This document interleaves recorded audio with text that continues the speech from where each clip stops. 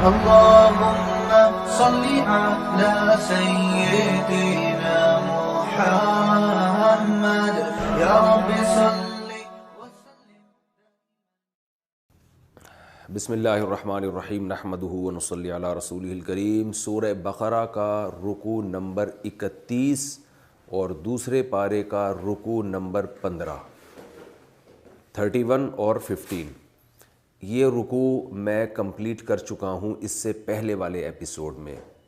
اور اس میں میں نے اس کی تفسیر بیان کر دی تھی، گرامر اور مختصر ترجمہ بیان کر دیا تھا، اور چند علمی نکات تھے جو اس میں باقی رہ گئے تھے، تو وہ علمی نکات میں آپ کے سامنے بیان کر کے پھر انشاءاللہ آج کے ایپیسوڈ میں ہم رکوع نمبر 32 اور 16، 32 اور 16 آج انشاءاللہ اس کو ہم اس پر بات کریں گے. تو پچھلے جو رکوع تھا، رکوع نمبر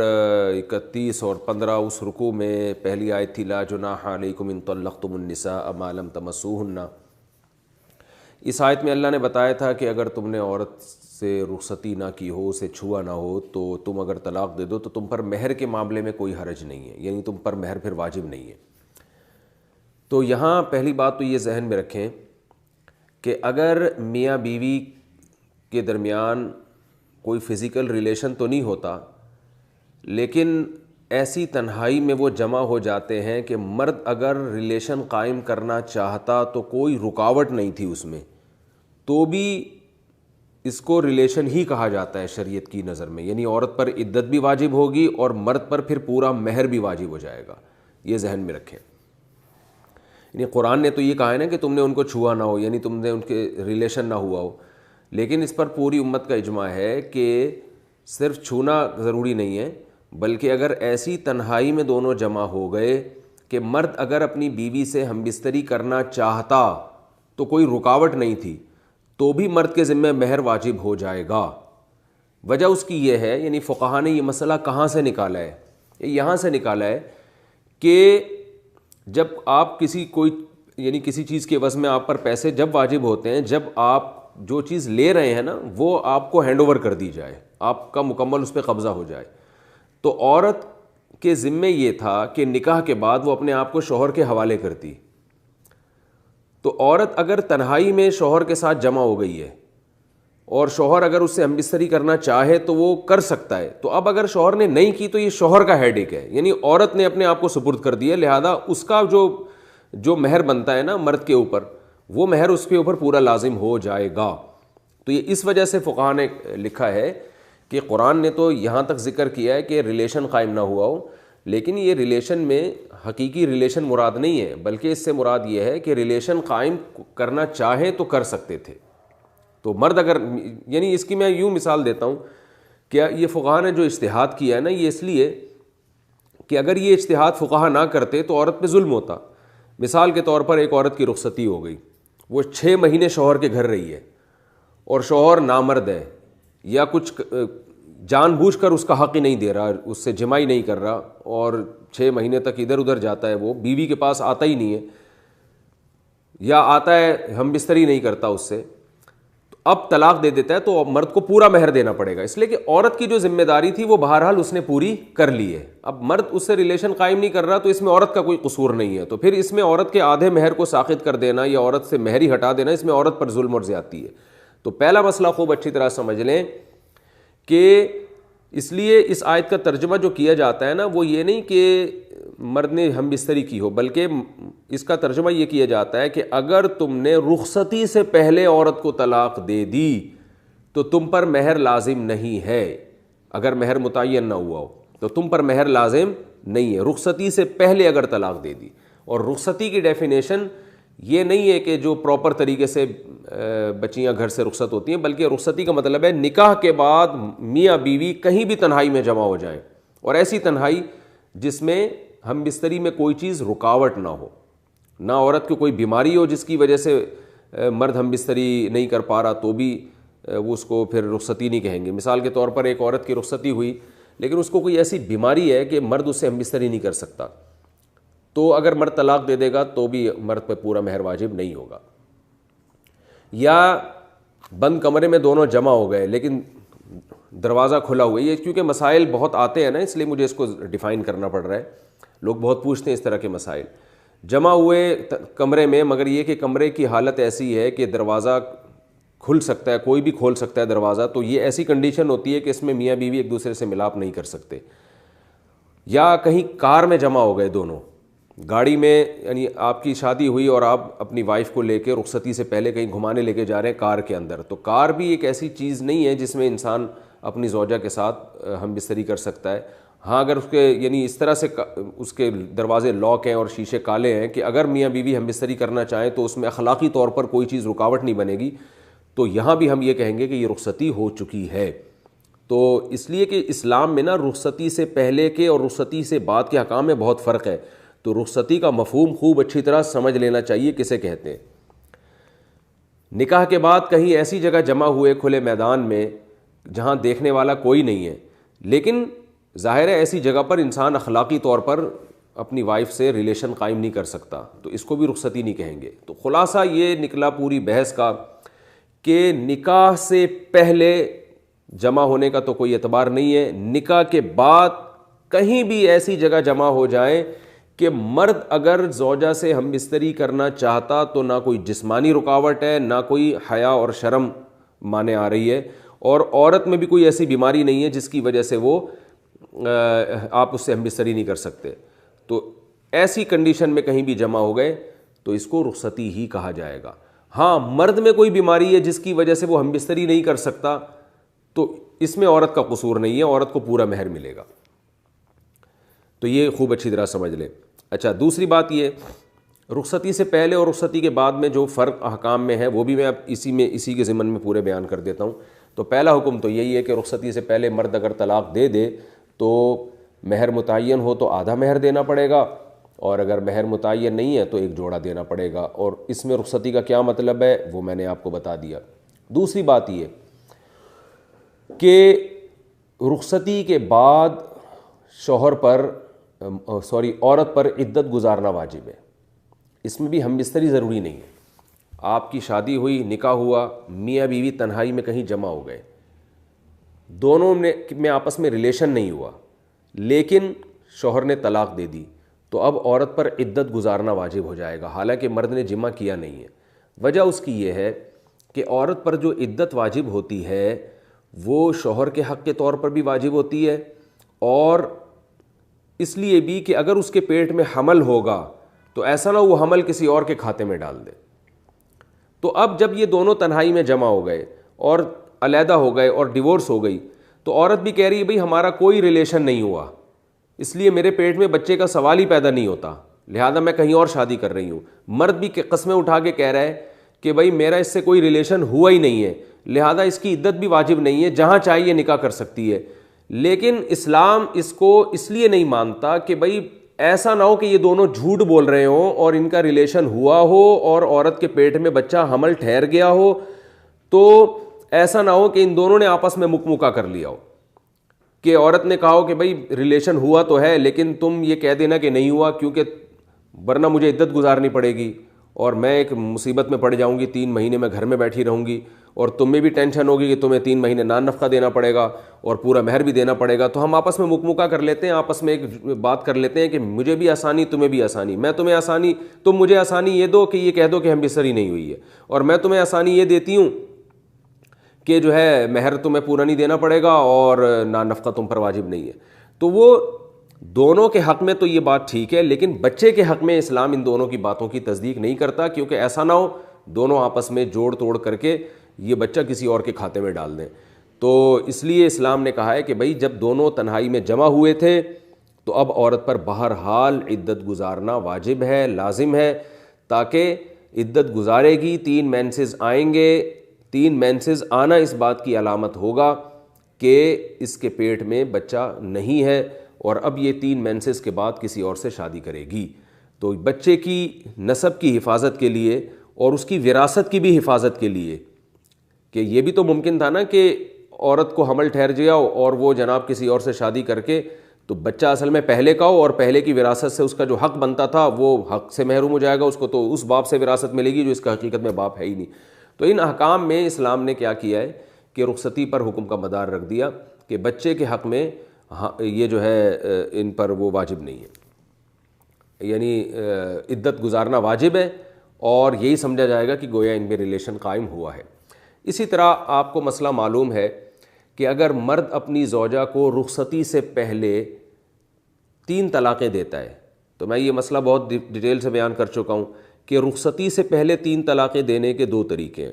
ایک طریقہ تو یہ ہے کہ مرد اپنی بیوی سے کہہ جائے تمہیں 3 طلاقیں، تو اکٹھی 3 طلاقیں لگ جائیں گی اور بیوی حرمت مغلظہ کے ساتھ حرام ہو جائے گی اور نکاح ختم ہو جائے گا، اور عورت اب کہیں اور نکاح اس پرانے مرد سے نکاح کر بھی نہیں سکتی جب تک کسی اور مرد سے نکاح نہ کرے۔ لیکن اگر رخصتی سے پہلے یوں طلاق دی کسی نے کہ تمہیں طلاق ہے طلاق ہے طلاق ہے، تو طلاق ہے کہ جب پہلی دفعہ کہے گا تو نکاح ٹوٹ گیا، عدت ختم ہو گئی، دوبارہ جب اس نے طلاق کا لفظ استعمال کیا تو وہ کالعدم ہو گیا۔ تو اس سے پتہ چلتا ہے کہ رخصتی سے پہلے 3 جملوں میں جب کوئی 3 طلاقیں دے گا تو 1 طلاق ہوتی ہے، اور اکٹھی 3 دے دے گا ایک ہی کلمے میں تو 3 طلاقیں واقع ہوتی ہیں۔ لیکن اگر رخصتی کے بعد طلاقیں دی جا رہی ہیں تو پھر یہاں بھی خوب ذہن میں رکھیں کہ ایسے مسائل ہمارے پاس بہت آتے ہیں کہ لڑکا لڑکی کی شادی ہوئی، رخصتی کے لیے والدین نے 1 سال مانگا، لیکن یہ لوگ اسی دوران آپس میں ملتے رہے، کوئی فزیکل ریلیشن نہیں ہوا مگر تنہائی میں ان کی ملاقاتیں ہوئی ہیں، کہیں ہوٹل میں کمرہ بک کرا کے وہاں بیٹھے، یہ کوئی ریلیشن نہیں ہوا لیکن تنہائی میں ملاقاتیں ہوئی ہیں۔ پھر کسی دن لڑائی ہو گئی اور مرد نے کہہ دیا کہ تمہیں طلاق ہے طلاق ہے طلاق ہے، 3 دفعہ یہ لفظ دہرا دیا، تو بعض علماء یہ فتویٰ دے دیتے ہیں کہ بھئی چونکہ ان میں فزیکل ریلیشن ہوا نہیں ہے تو 1 طلاق سے نکاح ختم ہو گیا، دوسری طلاق اور تیسری تو کالعدم ہو گئی کیونکہ عدت عورت پہ واجب نہیں تھی۔ تو یاد رکھیں یہ فتویٰ غلط ہے، اس لیے کہ جب تنہائی میں جمع ہو گئے نا تو اب مرد جب 3 طلاقیں دے گا، طلاق ہے طلاق ہے طلاق ہے کہے گا، تو وہ تینوں طلاقیں عورت پہ اس لیے واقع ہو جائیں گی کہ شریعت اس بارے میں ان دونوں کی تصدیق نہیں کرتی۔ شریعت یہ کہتی ہے ہو سکتا ہے 3 طلاقوں کے شر سے بچنے کے لیے کہہ رہے ہو کہ ہم میں فزیکل ریلیشن نہیں ہوا، تو اس لیے اس معاملے میں احتیاط کے پہلو کو ترجیح دی جائے گی، اور یہی سمجھا جائے گا کہ چونکہ یہ تنہائی میں جمع ہوئے ہیں، اور تنہائی میں جب مرد اور عورت جمع ہوتے ہیں تو اس بات کا امکان بہت کم ہوتا ہے کہ نکاح بھی ہو چکا ہے ان کو پتہ ہے ہم ایک دوسرے کے لیے حلال بھی ہیں اور تنہائی میں جمع بھی ہوئے ہوں، ہم بستری سے کوئی چیز رکاوٹ بھی نہیں ہے۔ تو اسلام پھر اس بارے میں احتیاط کے پہلو کو ترجیح دیتا ہے اور یہ کہتا ہے کہ 3 طلاقوں کو 3 ہی سمجھا جائے گا، یعنی یہ سمجھا جائے گا کہ ان میں ریلیشن ہوا ہے مگر یہ ممکن ہے کہ یہ انکار کر رہے ہوں، تو اس لیے پھر 3 طلاقیں واقع ہو جائیں گی۔ ہاں، مرد پر ایسی صورت میں جب عورت نے اس کو ہم بستری کرنے نہیں دی تو پھر مرد پر مہر پورا واجب نہیں ہوگا، کیونکہ یہاں عورت خود اعتراف کر رہی ہے کہ میں نے اس کو ہم بستری نہیں کرنے دی، تو جب ہم بستری کرنے نہیں دی تو رکاوٹ عورت کی طرف سے تھی، ایسی صورت میں مرد پر پھر پورا مہر واجب نہیں ہوگا۔ تو یہ خوب رخصتی سے پہلے اور رخصتی کے بعد کے احکام کو آپ اچھی طرح سے سمجھ لیں۔ اچھا، قرآن نے یہاں یہ مسئلہ بیان کیا ہے کہ اگر تم نے مہر متعین نہ کیا ہو تو رخصتی سے پہلے اگر طلاق دے دو تو 1 جوڑا دے دیا کرو۔ سوال یہ پیدا ہوتا ہے کہ اگر مہر متعین نہیں ہوا اور رخصتی کے بعد طلاق دی جا رہی ہے پھر کیا ہوگا؟ تو یہ خوب سمجھ لیں کہ اگر کسی عورت کا مہر سرے سے متعین ہی نہ ہو، بغیر مہر کے شادی ہو جائے، یعنی یوں شادی ہو کہ بھئی میں نے اس کا نکاح اس سے کرا دیا تو مہر کا تذکرہ ہی نہ آئے، بلکہ یہاں تک بھی ہو کہ یہ تذکرہ ہو کہ میں نے اس عورت کا نکاح اس مرد سے کرایا بغیر کسی مہر کے، یعنی مہر ہے ہی نہیں سرے سے، تو بھی یاد رکھیں مہر پہلے سے معاف نہیں ہوتا۔ یعنی یہ نہیں ہو سکتا کہ بغیر مہر کے عورت کا نکاح کرا دیں تو مرد کے ذمے کوئی مہر ہی نہ آئے، اور یہ بھی نہیں ہو سکتا کہ آپ نے عورت کا نکاح کسی مرد سے کرایا اور یہ شرط لگا دی، یعنی عورت یہ شرط لگا دے کہ میں بغیر مہر کے شادی کر رہی ہوں، مجھے مہر نہیں چاہیے، یعنی پہلے سے ہی معاف کر دے تو بھی نہیں معاف ہوتا۔ جب بھی نکاح ہوگا مرد کے ذریعے مہر 1 دفعہ اس کے ذمے آئے گا، ضرور یاد رکھیں، چاہے عورت پہلے ہی معاف کر چکی ہو، چاہے ایجاب و قبول کے دوران معاف کر چکی ہو، 1 دفعہ مرد کے ذمے مہر آئے گا۔ جب مرد کے ذمے مہر واجب ہوگا پھر عورت معاف کرے گی تو معاف ہو جائے گا۔ اب سوال پیدا ہوتا ہے جب مہر متعین ہی نہیں تھا تو پھر مرد کے ذمے جو مہر آئے گا وہ آئے گا کتنا؟ تو وہ اس کو کہتے ہیں مہر مثل۔ میاں بیوی میں نکاح ہوا، مہر کا کوئی تذکرہ ہی نہیں ہے، یہ عورت نے کہہ دیا مجھے مہر نہیں چاہیے، بس میں بغیر مہر کے نکاح کر رہی ہوں، تو پھر مرد کے ذمہ مہر مثل آتا ہے۔ مہر مثل کا مطلب یہ ہوتا ہے، یہ دیکھا جائے گا کہ جس عورت سے مرد کی شادی ہوئی ہے اس کی بہنوں کا مہر کتنا تھا۔ مثال کے طور پر ایک خاتون سے مرد نے نکاح کیا، کوئی مہر وہر کا تذکرہ ہی نہیں ہے، نکاح ہو گیا، رخصتی ہو گئی، مرد کے ذمہ مہر، عورت مہر کا مطالبہ کر رہی ہے، مرد کہہ رہا ہے بھائی تم تو پہلے ہی معاف کر چکی تھی، عورت کہے گی نہیں بھائی ہمیں پتہ چلا ہے مسئلہ کہ مہر پہلے سے معاف ہوتا ہی نہیں ہے، ایک دفعہ ذمے میں آتا ہے، تو مرد کہے گا بھائی کتنا، تو عورت پھر اس عورت مطالبہ کرے گی کہ میری بہن کو جتنا مہر ملا تھا۔ یعنی عورت کی خاندان کے جو افراد ہیں نا، جو عورتیں، ان کا مہر اس معاشرے میں کتنا ہوتا ہے، عام طور پہ کتنا، تو اس میں سب سے پہلے بہنیں دیکھی جاتی ہیں۔ اگر بہنوں میں 3-4 بہنیں، کسی کا زیادہ کسی کا کم، تو ان کا ریشو نکالا جائے گا۔ اگر بہنوں میں ایک خوبصورت ہے ایک بدصورت ہے، اور یہ جس کے مہر کی بات چل رہی ہے یہ خوبصورت ہے، تو یہ دیکھا جائے گا خوبصورت بہن کا مہر کتنا تھا، تو اس حساب سے اس کو مہر دیا جائے گا، کیونکہ مہر میں ان سب چیزوں کا بڑا دخل ہوتا ہے، عورت کے خاندان کا، اس کی خوبصورتی کا، اس کی کم عمری کا، طلاق یافتہ ہونے کا، بیوہ ہونے کا، تو اس کی بہنوں کے حساب سے جو ہے نا ان تمام چیزوں کو کہ بھئی یہ لڑکی اپنی بہنوں میں کس کے زیادہ میچ کرتی ہے، یعنی اس کے ہم مثل کون ہے، اسی وجہ سے اس کو مہر مثل کہا جاتا ہے، یعنی اس جیسی عورتوں کا مہر کتنا ہوتا ہے۔ تو بہنوں کا دیکھا جائے گا، بہنیں نہیں ہیں تو ماں کا مہر دیکھا جائے گا، لیکن ماں کا مہر یہ دیکھا جائے گا اس زمانے کے حساب سے۔ ظاہر ہے پرانے زمانے میں تو مہر آج کی کرنسی کے لحاظ سے دیکھا جائے تو بہت کم بنے گا، تو پھر اس کی پھوپھیوں کا مہر دیکھا جائے گا، باپ کی بہنوں کا۔ تو اس طرح 2 افراد حکم بن کے وہ فیصلہ کریں گے کہ اس عورت کے خاندان میں عام طور پر لڑکیوں کا مہر کتنا ہوتا ہے، تو اس کا ریشو نکال کے جب مختلف مہر سامنے آئیں گے وہ ریشو متعین کیا جائے گا، اور مرد کو کہا جائے گا کہ وہ اتنا مہر دے، اس کو مہر مثل کہتے ہیں۔ اور اللہ نے یہاں یہ بھی بیان کر دیا دوسری آیات میں کہ اگر مہر متعین ہو اور رخصتی سے پہلے طلاق ہو تو آدھا مہر دینا پڑے گا۔ یہ مسئلہ بھی بہت اہتمام سے بیان کر دیا۔ آج کل یہ بھی نہیں ہوتا، رخصتی سے پہلے طلاق ہوتی ہے تو کچھ بھی نہیں مانگا جاتا، یورپ کے قوانین کو فالو کر رہے ہیں بس۔ ہاں اللہ نے فرمایا عورت اگر معاف کر دے، یعنی آدھا بھی معاف کر دے تو بھی کوئی حرج نہیں ہے، اور مرد معاف کر دے یعنی وہ مزید آدھا بھی دے دے تو بھی ٹھیک ہے۔ اچھا، یہاں اللہ تعالیٰ نے بیدہ عقدۃ النکاح کہ عورتیں معاف کر دیں یا وہ شخص معاف کر دے جس کے ہاتھ میں نکاح کی گرہ ہے، گرہ بندھن کو کہتے ہیں۔ تو اس سے صاف پتہ چلتا ہے کہ نکاح کی جو گرہ ہے نا، یعنی نکاح کھولنے کا رائٹ وہ مرد کے پاس ہے، وہ کورٹ کے پاس اور عدالت کے پاس نہیں ہے، نہ وہ یونین کونسل کے پاس ہے۔ تو قرآن نے ایک ہی شخص کو بتایا کہ نکاح کی گرہ دیکھیں، اللہ تعالیٰ یہاں یہ بھی بیان کر سکتے تھے کہ وہ شخص معاف کر دے جو شوہر ہے۔ دیکھیں بیوی کا جب تذکرہ آئے تو ازواج یعنی زوجہ کا لفظ استعمال کیا جا رہا ہے، شوہر کا جب تذکرہ آ رہا ہے تو عقدۃ النکاح بیدہ، وہ شخص جس کے ہاتھ میں نکاح کی گرہ ہے۔ اس میں صاف بتا دیا گیا کہ نکاح کرنے کا تو عورت کو اختیار ہے کہ جب چاہے نکاح کرے، اور اس میں زبردستی نہیں ہے، لیکن نکاح سے نکلنے کا عورت کو اختیار نہیں ہے۔ نکاح کا بندھن کھولنے کا اختیار صرف اور صرف مرد کے پاس ہے، شوہر کے پاس ہے۔ شوہر طلاق دے گا تو عورت نکاح سے آزاد ہوگی، شوہر طلاق نہیں دے گا تو نکاح ختم نہیں ہوگا۔ تو یہ جو ہماری عدالتوں میں اس قرآن کی اس آیت کی دھجیاں اڑائی جا رہی ہیں، اس پہ ان عدالتوں کو بھی اللہ کے عذاب سے ڈرنا چاہیے، حکومت کو بھی ڈرنا چاہیے، اور اسلامی نظریاتی کونسل کو بھی ڈرنا چاہیے کہ وہ اس قانون کے خلاف احتجاج نہیں کرتے جو ہماری عدالتوں میں آج کل ایک خلا کی ڈگریاں پکڑائی جا رہی ہیں، اور جو میڈیا پہ اس قانون کے خلاف کھل کے بولتے نہیں ہیں، شاید ان علماء کو بھی ڈرنا چاہیے۔ تو بیدہ عقدۃ النکاح، اللہ نے صاف طور پہ فرما دیا کہ عورت آئے گی اپنی مرضی سے مگر جا اپنی مرضی سے نہیں سکتی۔ ہاں چند کنڈیشن ایسی ہیں کہ جن میں عدالت کو اختیار ہے،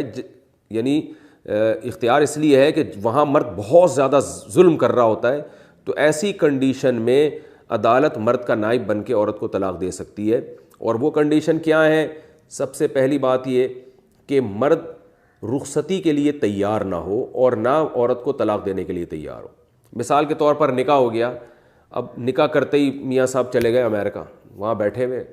لڑکی یہاں گھر میں رول رہی ہے، وہ لڑکی والے کہہ رہے ہیں بھائی اس کو رخصتی کرو، لے کے جاؤ اپنے ساتھ، یا گھر کا انتظام کرو کہیں رکھو، وہ کہہ رہے ہیں نہیں میں نہیں لے کے جاؤں گا۔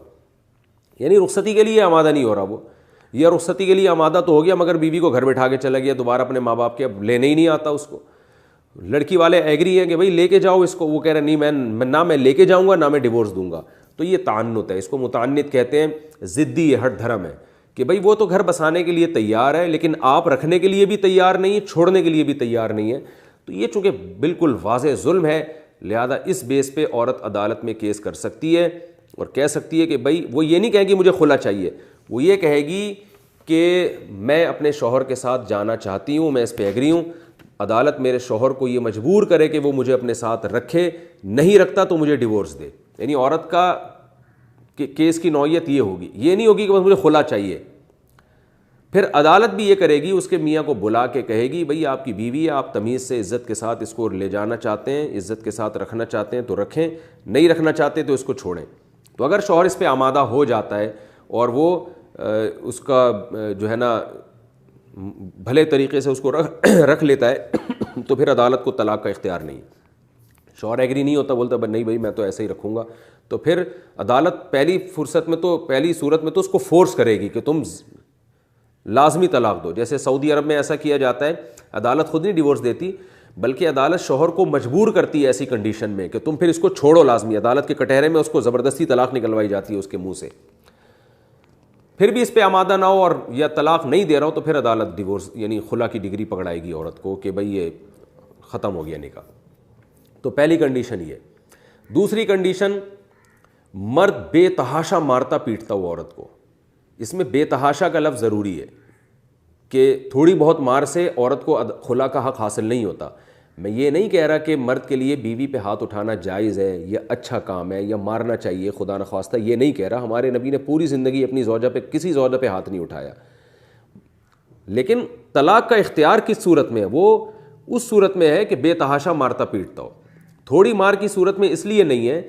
کہ اگر ان چیزوں کی بیس پر عورت کو طلاق کا حق حاصل ہو جائے تو پورا صحیح دنیا میں کوئی نہیں ہوتا. مرد میں بعض دفعہ ایک خرابی ہوتی ہے ایک خوبی ہوتی ہے، اسی طرح عورت میں ایک خرابی ہوتی ہے تو ایک خوبی ہوتی ہے.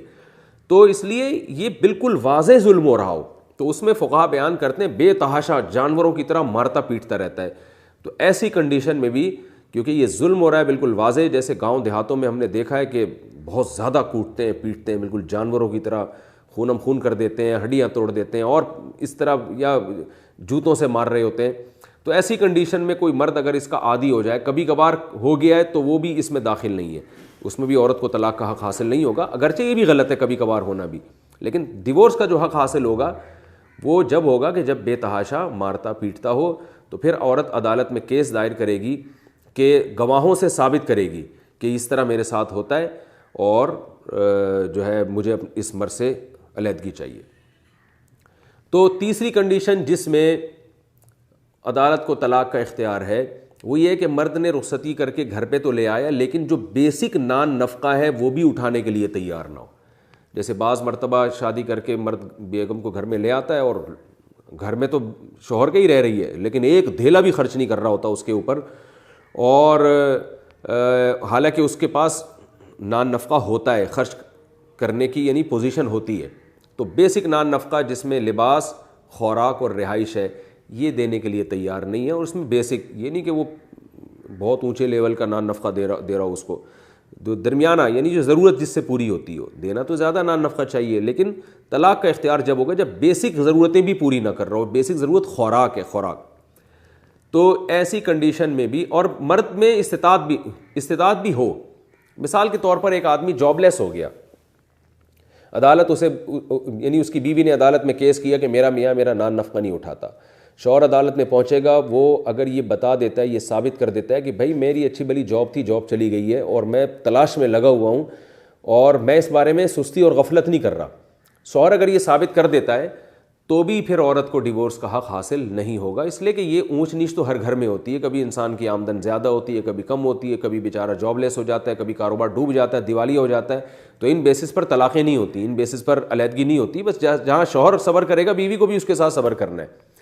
لیکن اگر عورت نے گواہوں سے یہ ثابت کر دیا بھئی یہ جان کر کم بخت گھنا بنا ہوا ہے، یہ کرتا ہی نہیں ہے کچھ، پڑا رہتا ہے گھر میں، نہ ملازمت کرتا ہے، نہ کاروبار کرتا ہے، نہ جاب تلاش کرتا ہے، بس یہ پڑا رہتا ہے سارا دن، میچ دیکھتا رہتا ہے، جوئے سٹے کھیلتا رہتا ہے اور یہ سنجیدہ ہی نہیں ہے، تو پھر ایسی صورت میں عدالت کو یہ حق حاصل ہوگا کہ وہ عورت کو طلاق واقع کر دے. شوہر اگر نہیں دیتا تو خود طلاق واقع کرے, لیکن یہ خود نہیں کرنا, آپ نے کسی مفتی سے باقاعدہ پوچھنا ہے. یہ تو میں سرسری بیان کر رہا ہوں. چوتھی صورت یہ ہے کہ کوئی شخص نامرد ہو اور شادی ہوئی تو پتہ یہ چلا کہ یہ ہم بستری کرنے کے قابل ہی نہیں ہے, ایک دفعہ بھی ہم بستری نہیں کر سکا. خوب سمجھ لیں کہ اگر مرد ایک دفعہ بھی زوجہ سے ہم بستری کر لیتا ہے پراپر طریقے سے, تو پھر بعد میں اگر وہ ہم بستری نہیں بھی کر پاتا تو اس بیس پہ عورت کو زبردستی طلاق کا حق حاصل نہیں ہے. وجہ اس کی یہ کہ جس آدمی نے ایک مرتبہ زوجہ سے ریلیشن قائم کر لیا, اس کا مطلب وہ فزیکل فٹ ہے, یعنی صحیح ہے. بعد میں اگر وہ نہیں کر پا رہا تو کوئی نفسیاتی مسئلہ ہے یا کوئی اور مسئلہ ہے, یعنی باڈی میں کوئی خرابی نہیں ہے اس کے, ہے وہ مردی. تو ایسی صورت میں عورت زبردستی عدالت سے طلاق نہیں لے سکتی. ہاں یہ ایک الگ بات ہے کہ مرد اگر کمزور ہے تو عورت مرد سے طلاق کا مطالبہ کر سکتی ہے, جو خلا جس کو کہا گیا ہے, مطالبہ ضرور کر سکتی ہے. وہ میں پھر آگے ابھی آ کے بتاتا ہوں مطالبہ کن صورتوں میں جائز ہے, جو میں بتا چکا ہوں, لیکن یہاں پر میں اس کو دوبارہ مختصراً ریپیٹ کر دوں گا.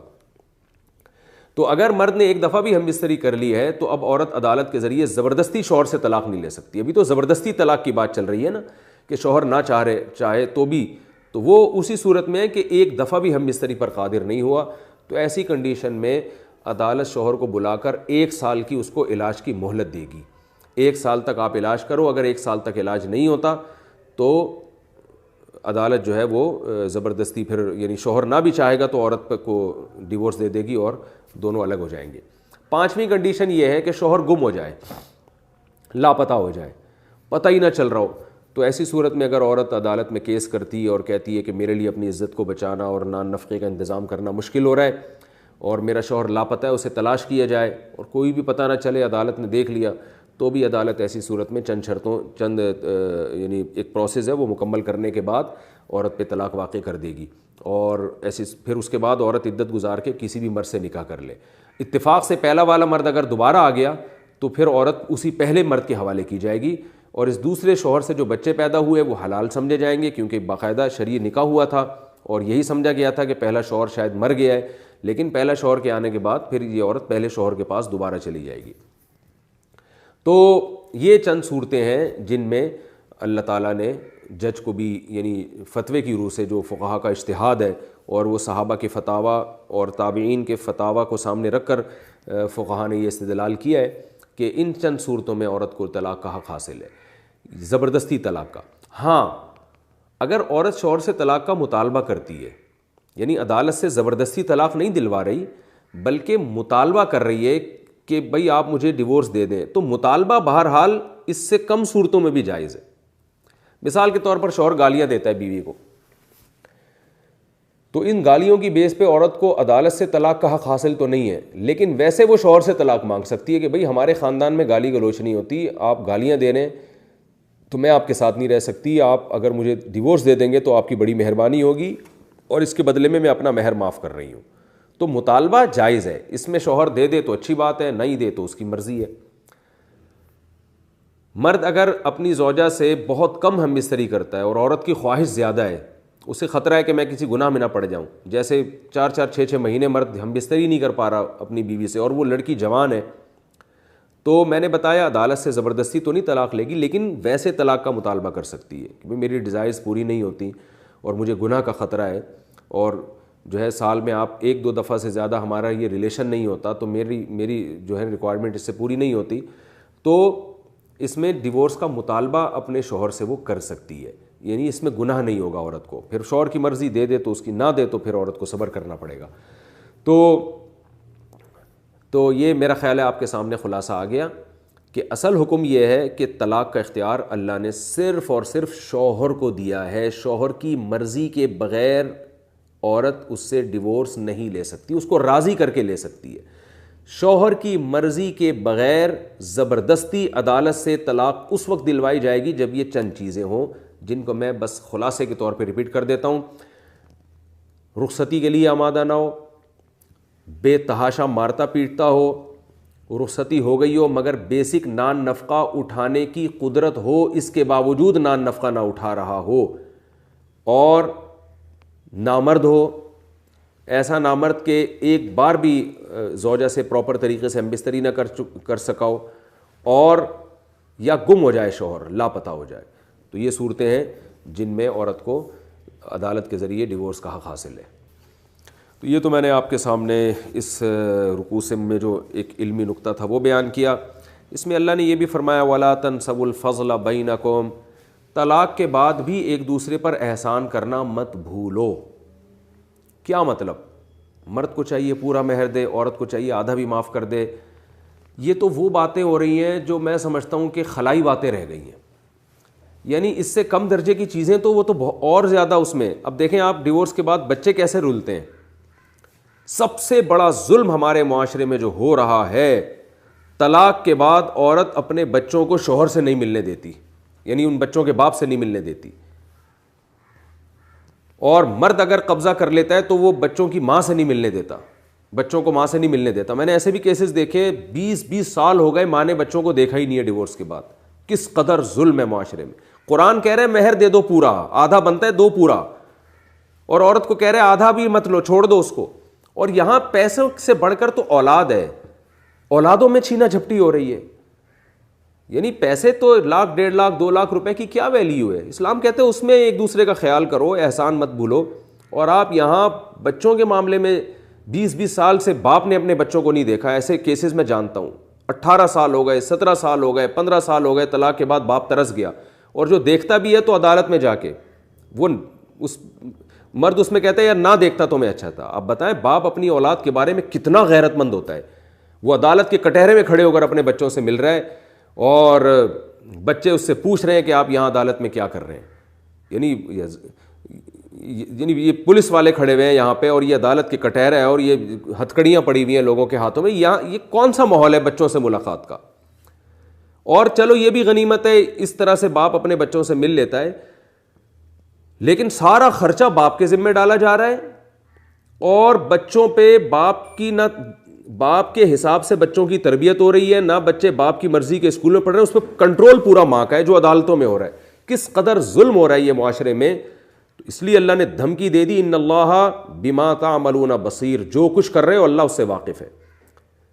تو اس لیے لا تضار والدۃ بولدها ولا مولود له بولده۔ میں ان باتوں کو بار بار گھماتا ہوں نا تو لوگ مجھے کہتے ہیں کہ مفتی صاحب کیوں اتنے ایکسائٹڈ ہو جاتے ہیں، جذباتی ہو جاتے ہیں۔ آپ پہ گزری نہیں ہے، جن لوگوں پہ گزری ہے، جو اس میں مبتلا ہیں، جو بھگت رہے ہیں، جس طرح سے وہ روتے پیٹتے ہیں ہمارے پاس آ کے، وہ ان کی کیفیت وہی سمجھ سکتا ہے جس پہ گزر رہی ہو۔ خودکشیاں ہو رہی ہیں، میں نے ایسے واقعات بھی سنے کہ باپ نے اپنے آپ کو گولی سے مار کے ہلاک کر دیا، اس کو بچی یاد آ رہی ہے اور بچی سے محروم کر دیا اس کو۔ یہاں میرے پاس کتنے باپ آ کے روتے ہیں کہ میں نے 1 سال سے اپنی پیاری بچی کو نہیں دیکھا، مجھے اس کی یادیں آتی ہیں، میں عدالت کے خرچے نہیں اٹھا سکتا، میں نہیں اتنا نان نفقہ دے سکتا جو عدالت میرے اوپر ڈال رہی ہے۔ تو یہ سارا ظلم ہمارے معاشرے میں ہو رہا ہے۔ کاش کوئی ایسا مرد قلندر پیدا ہو جو اس ظلم کے خلاف آواز اٹھائے، عدالتوں میں اس کیس کو لے کر جائے، اس قانون کو تبدیل کروائے۔ میری دعوت اگر کچھ وکیلوں تک پہنچ رہی ہے جو اس قانون کو تبدیل کروا سکتے ہیں، اسمبلی میں موجود ممبران تک پہنچ رہی ہے، اسلامی نظریاتی کونسل تک اگر میری دعوت پہنچ رہی ہے، میں نے وہاں تک اس دعوت کو پہنچایا ہے لیکن کہیں بھی سنوائی نہیں ہے، تو اللہ کا واسطہ اس قانون کو تبدیل کرنے کی کوشش کریں کہ جو قرآن کے الفاظ ہیں کہ ڈیورس کے بعد نہ باپ کو بچوں کی وجہ سے نقصان پہنچایا جائے، نہ ماں کو بچوں کی وجہ سے نقصان پہنچایا جائے، یہ اللہ کے اس قانون پر عمل کروایا جائے۔ جو اللہ نے باپ کو حقوق دیے ہیں وہ باپ کو ملنے چاہیے، جو ماں کو حقوق دیے ہیں وہ ماں کو ملنے چاہیے۔ تو اس لیے اللہ تعالیٰ بار بار کہہ رہے ہیں ایک دوسرے پر احسان کو مت بھولو، چھینا جھپٹی میں مت لگو، ایک دوسرے کے حقوق کو پہچانو۔ تو مالی حقوق بھی پہچانو، اولاد کے حقوق بھی پہچانو، کہ باپ بچوں کو ماں کے خلاف نہ ورغلائے، یہ نہ بتائے کہ تیری ماں ایسی تھی، تمہاری ماں یوں تھی تو میں نے ڈیورس دے دی، چھوڑو جیسی بھی تھی، جب آپ نے چھوڑ دیا اس کو تو بچوں کی وہ بہار المائے۔ اور ماں بچوں کو باپ کے خلاف نہ ورغلائے کہ تمہارا باپ ایسے تھا، 2 نمبر تھا، کنجوس تھا، مارتا تھا، پیٹتا تھا، یہ کرتا تھا، غلط آدمی تھا۔ تو نہ ماں بچوں کو باپ کے خلاف ورغلائے گی اور نہ باپ بچوں کو۔ طلاق کے بعد دونوں مل جل کے اپنی اولاد کو پالیں گے۔ ایسے بھی ہمارے سامنے کیسز ہیں کہ ڈیورس ہو گئی مگر اولاد کو دونوں مل جل کے پال رہے ہیں۔ تو یہ حکام ہیں جن کی صبح و شام دھجیاں اڑائی جاتی ہیں، اور ان حکام کی معاشرے میں شدید اصلاح کی ضرورت ہے۔ اور یاد رکھیں قرآن مجید یہ کہتا ہے کہ گناہ میں ایک دوسرے کا تعاون نہ کرو۔ آپ کے سامنے جب کوئی ایسا کیس آیا کرے نا کہ شوہر نے بیوی کو طلاق دی اور بیوی بچے لے کے غائب ہو گئی. اب وہ عورت سے آپ کا اگر رابطہ ہے اور وہ عورت بھر بھر کے آپ کو سنا رہی ہے کہ ان کا میاں ایسے تھا, میں تو بچوں کو نہیں ملنے دوں گی, تو آپ اپریشیٹ نہ کیا کریں, بلکہ آپ فوراً کہا کریں کہ آپ دونوں کا جو بھی معاملہ تھا, بچوں کا اور باپ کا کیا قصور ہے, باپ بیٹے اور بیٹیوں کا کیا قصور ہے ان میں, بچوں کو باپ سے کس بیس پہ محروم کر رہی ہو. اسی طرح کوئی مرد اگر آپ کے سامنے کہانی سنا رہا ہے کہ میری بیوی تو ایسی تھی, میں نے تو اس سے بچے چھین لیے, تو آپ بولیں جیسی مرضی تھی, آپ کو بچے چھیننے کا حق کس نے دیا. تو جب ہم زبان سے ایک بات کو ریپیٹ کرتے ہیں نا, تو اس سے بھی کافی حد تک معاشرے میں اصلاح ہوتی ہے. اگر آپ کو یقین نہیں آتا تو آپ آئیں, میں آپ کو ایسے کیسز دکھاؤں گا جو میرے پاس لوگ روتے پیٹتے آ رہے ہوتے ہیں, ڈپریشن کے مریض بن چکے ہوتے ہیں کہ کس طرح سے عدالتیں رلاتی ہیں ہمارے معاشرے میں. مردوں کو اس میں عدالت میں مرد پہ زیادہ ظلم ہوتا ہے, اور ویسے اگر آپ عدالت میں نہیں جاتے تو پھر مرد عورت پہ زیادہ ظلم کرنا شروع کر دیتے ہیں, خاص طور پہ دیہی علاقوں میں جہاں تعلیم نہیں ہے. تو بس جس کی لاٹھی اس کی بھینس والا معاملہ چل رہا ہے. تو یہ بہت معاشرے میں اس کی اصلاح کی شدید ضرورت ہے. اسی میں اللہ تعالیٰ نے نمازوں کی حفاظت کا حکم دیا, خاص طور پہ درمیانی نماز کی, تو اس کا بہت زیادہ اہتمام کرنا چاہیے. اللہ نے یہ بھی بتایا کہ خوف کی حالت میں تم زمین پہ کھڑے ہو کے پیدل نماز پڑھو گے اور سواری پہ نماز پڑھو گے. تو سواری کے نماز کا مسئلہ بھی میں بتا دیتا ہوں. عام حالات میں فرض نماز سواری پہ پڑھنا جائز نہیں ہے, وہ آپ کو زمین پہ کھڑے ہو کر ہی پڑھنی پڑے گی, اور قبلے کی طرف رخ کر کے, زمین پہ یا ٹرین میں یا جہاز میں جہاں بھی ہو. لیکن نوافل اور سنتیں یہ آپ نارمل حالت میں بھی سواری پہ پڑھ سکتے ہیں. آپ صلی اللہ علیہ وسلم جب سواری پہ ہوتے تھے تو نوافل پڑھا کرتے تھے آپ صلی اللہ علیہ وسلم. تو آج بھی یہ فتویٰ ہے کہ اگر آپ بس میں جا رہے ہیں, آپ نے نماز پڑھنی ہے, فرض نماز تو ظاہر ہے بس کو رکوائیں گے, نیچے کھڑے ہو کے پڑھیں گے, یا ٹرین میں وہیں کھڑے ہو کر قبلہ رخ ہو کے پڑھ لیں گے. لیکن نفل نماز آپ کے لیے جائز ہے کہ بس میں اگر آپ کے لیے قبلے کی طرف رخ کرنا مشکل ہے تو پھر جہاں بس کا رخ ہے اسی طرف بیٹھے بیٹھے آپ نیت باندھ لیں, آپ کی نماز ہو جائے گی. اور اشاروں سے رکوع اور سجدہ کریں. بہت سے لوگوں کو یہ مسئلہ معلوم نہیں ہوتا تو وہ نوافل اور سنتوں سے محروم ہو جاتے ہیں. تو تہجد کی نماز اگر آپ سفر میں پڑھنا چاہیں, آپ بس میں ٹریول کر رہے ہیں, کوئی بات نہیں, وہی نیت باندھ کے وہی نماز شروع کر دیں. رکوع میں تھوڑا سا جھکیں, سجدے میں تھوڑا اور زیادہ جھک جائیں, تو اتنا کافی ہے. تو اسلام چونکہ نماز پہ بہت حریص ہے, اس لیے اسلام نے نماز کے بارے میں آسانی دی ہے, بھائی نمازیں کثرت سے پڑھو. تو عام حالت میں تو قبلہ رخ اور کھڑے ہو کر, لیکن اگر سواری پر بیٹھے ہو تو سواری کا جدھر چاہے رخ ہو ادھر ہی منہ کر کے نماز پڑھ لو. یہ بہت بڑی ایک ہمیں آسانی دی گئی ہے. لیکن سفر میں فرض نماز اور وطر بھی چونکہ حنفیہ کے نزدیک واجب ہے, تو فرض ہی کے حکم میں ہے, وہ کھڑے ہو کر پڑھنی پڑیں گی آپ کو. تو ٹرین میں اگر آپ نماز پڑھتے ہیں, میں نے دیکھا ہے ٹرین میں لوگ جدھر منہ ہوتا ہے ادھر ہی منہ کر کے نماز پڑھ رہے ہوتے ہیں, بیٹھے بیٹھے پڑھ رہے ہوتے ہیں, تو یہ فرض نماز ادا نہیں ہوتی, کیونکہ قوموا للہ قانتین, قیام ضروری ہے. قوموا, قیام کرو اللہ کے سامنے, کھڑے ہو جاؤ. تو قیام پراپر طریقے سے کھڑے ہونے کو کہتے ہیں. تو اس لیے فقہاء یہ مسئلہ بیان کرتے ہیں کہ اگر ٹرین میں آپ قبلہ رخ ہونے کے بعد سامنے سجدے کی جگہ نہیں ہے, سیٹ ہے سامنے, تو سیٹ پہ سجدہ کر لیں آپ, لیکن قبلہ رخ بہرحال آپ کو ہونا پڑے گا. اور ٹرین میں قبلے کا کیسے پتہ چلتا ہے؟ آپ ونڈو سے دیکھیں تو مسجدیں نظر آ جاتی ہیں, اور آج کل تو ایسی اپلیکیشن آ رہی ہے موبائل میں جو آپ کو قبلے کا رخ بتا دیتی ہیں. تو قبلہ رخ ہونا ٹرین میں ضروری ہے, اور فرض نماز کے لیے قبلے کی طرف رخ کرنا پڑے گا, اور باقاعدہ پراپر رکوع اور سجدہ آپ کو کرنا پڑے گا. سنت نوافل آپ پڑھ سکتے ہیں بیٹھ کے بھی. اور اس میں ایک آخری علمی نقطے کی بات یہ کہ اللہ تعالیٰ نے طلاق یافتہ عورتوں کے لیے بارے میں فرمایا متاع بالمعروف, عمدہ طریقے سے ان کو رخصت کیا کرو, کچھ نہ کچھ مال اسباب دیا کرو. اور یہ بھی کہ دوبارہ اسی حکم کا تکرار کیا کہ عدت کے دوران عورت اگر عدت کے بعد اگر عورت گھر سے نکلنا چاہے تو فلا جناح علیکم فیما فعلن فی انفسہن من معروف, کہ وہ اپنے بارے میں جو فیصلہ کرنا چاہے وہ کر سکتی ہے. تو اس میں اسی حکم کا دوبارہ تکرار ہے